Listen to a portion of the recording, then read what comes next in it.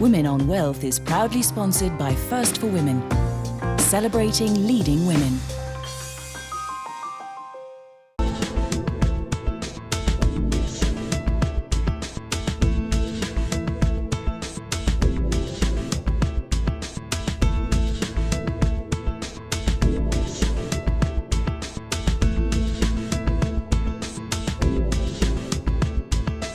Her job is to fight for the rights of the more than 4 billion women across the globe.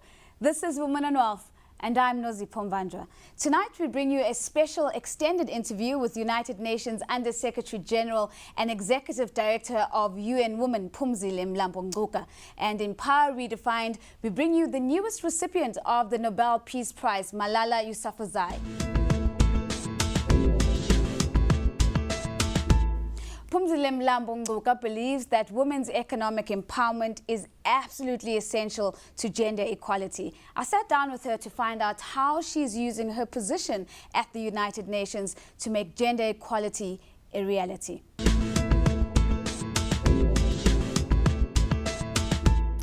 Well, yes, indeed, it's more than half of the world's population that we are responsible for, but it's also one of the youngest agencies of the United Nations. So relatively small if you compare it with UNICEF or WHO. So on one end, I'm still building the institution. So I'm one of the executive directors and undersecretaries who are part of the foundation and the building blocks of UN Women. But also I'm responsible for ensuring that we've got programs that speak to the issues of women today. Reaching out to partners within the United Nations system, being in sync with member states who feel very strongly that the work that we do in their countries must strengthen what they would like their societies and their women to achieve. But also I must also make sure that I manage the people that make the institution work. We've got 79 offices around the world.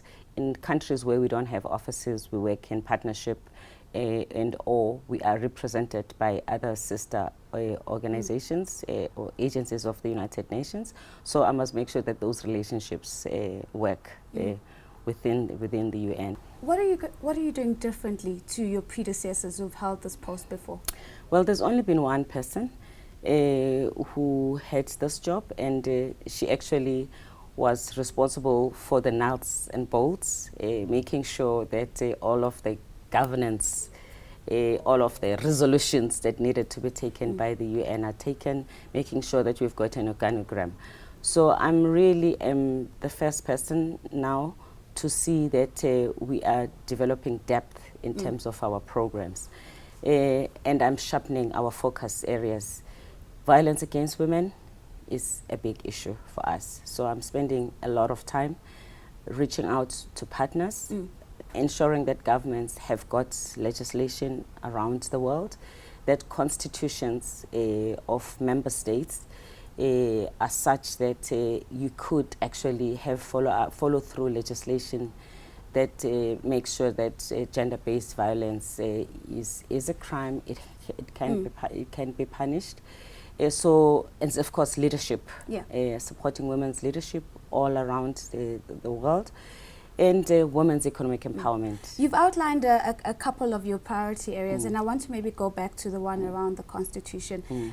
Does the organization have the muscle to enforce some of the changes that you would deem are necessary to empower women? Enforce is a strong word.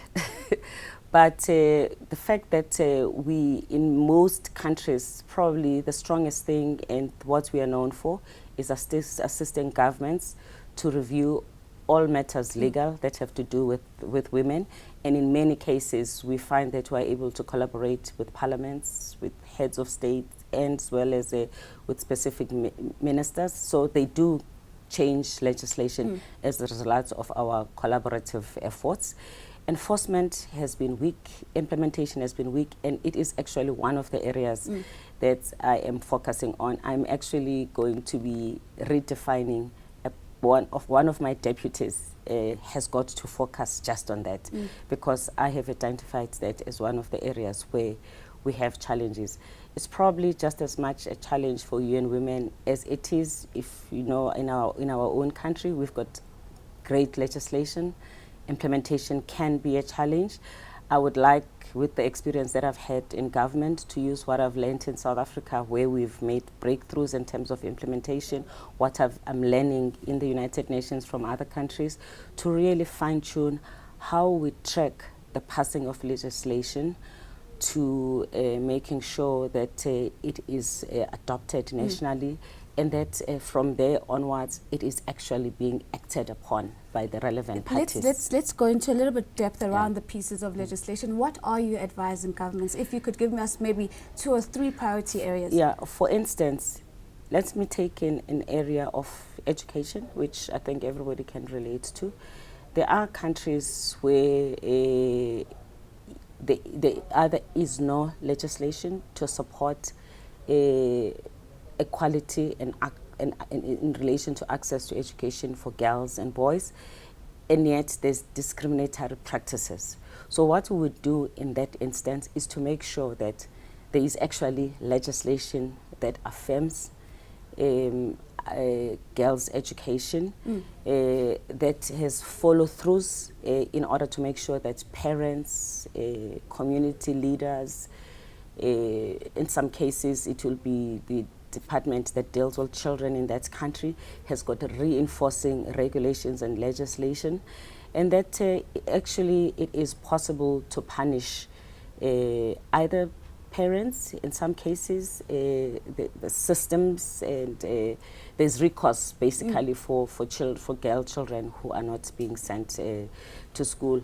And we, specifically in relation to that aspect, the MDGs have been very helpful, because the emphasis on access to education for both girls and boys was very strong. So you have that as supportive policies that make sure that what you've put in law is actually reinforced. Let's take it one step a little bit into being a little bit personal, and maybe just talk about your personal influences in your upbringing. How have they shaped the leader that you've become today? I think it's a combination of having worked a lot in actually a woman-dominated environment, because the organizations that shaped me were women's organizations, and it tends to be a very inclusive type of approach and leadership. It tends to be the kind of leadership that allows 1,000 flowers to bloom, and that has been really a blessing. But more than anything else, what I've learned out of my experience as a leader is eyes on the ball. As a leader, you cannot do everything all the time, but there's got to be things that you really want to achieve, so you must cut out the noise. And you must also, as a leader, make sure that you distinguish from bells and whistles that can take a lot of time, and focus on the substance, and make sure that the team knows that this is what we are all about, and this is the substance, and let's just try and make sure that if we don't do anything else, 1, 2, 3 is a must do. You're also known for being a champion of mentorship across spheres. Yes. Talk us through the belief in why you're so steadfast in that one hand is always necessary to raise another. You know, being a teacher myself, I know that what we are able to teach in a classroom environment is part of the story. People learn a lot by looking at what other people do. People learn a lot by doing themselves, by experimenting in a supportive environment. What mentorship provides is an opportunity for people to have a structured way of sharing their own experience.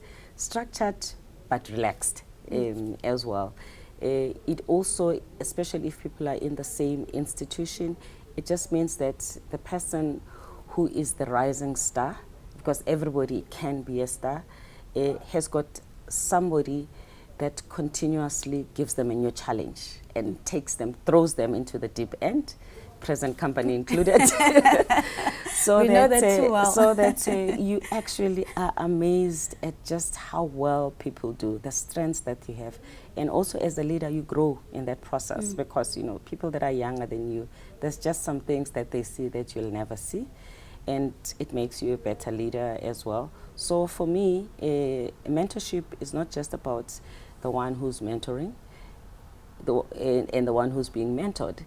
The roles get reversed all the time in the journey, and the society that we are all trying to serve, I think, benefits when we do that. Yeah. And finally, I would think thousands of young women across the continent, even globally, look up to you as their leader. But who do you look up to? Who do you draw inspiration from? Who do you look at and say, I want to be like that woman? You know, I actually draw a lot of inspiration from young women myself, because I just have met phenomenal young people who have done things with their lives that I could never dream of doing when I was their age. I mean, think of a young girl like Malala.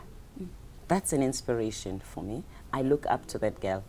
When I grow up, I want to be like her. I think of a young woman from Burkina Faso who is a secondary school student who was worried that a lot of her classmates from primary were dropping off because the schools were too far.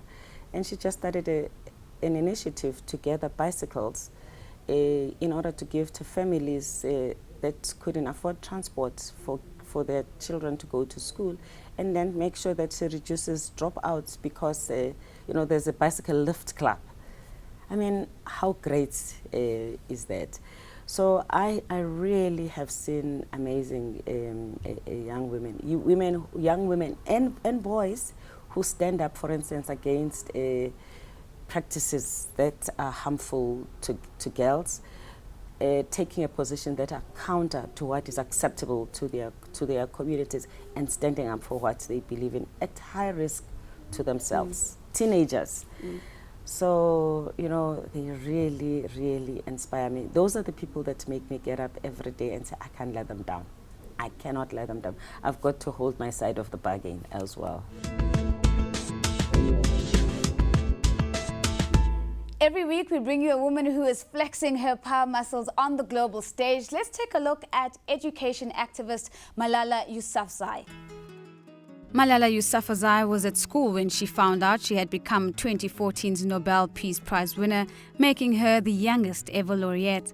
What she did next was true to what the young activist stands for. She stayed in class. Malala was born in Pakistan and as a young girl began advocating for girls' education in her country. Her passion for education was seen as a threat to the Taliban, who shot her in 2012 when she was traveling home from school. She survived, and the attack did not deter her. It only made her more passionate about fighting for girls to be given access to education across the globe. That's all we have time for this week's episode of Woman on Wealth. Thank you for making the time to join us. Don't forget to keep talking on Twitter. That's by following me at @NoziPomvandra, and of course using the hashtag #Wow14. We want to know who is redefining the concept of power in your world. Until next time, stay empowered.